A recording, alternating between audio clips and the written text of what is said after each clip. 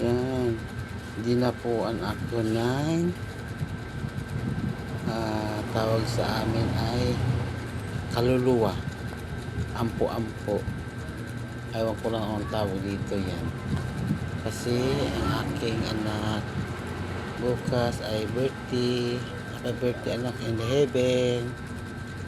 May gabayan mo kami at iyong mga kapatid. Alam ko ito naparamdam sa amin. 31 years ka na bukas. Patuloy mo kaming gabayan ang iyong mga kapatid, sa mga iyong magulang, ang iyong pamangkin.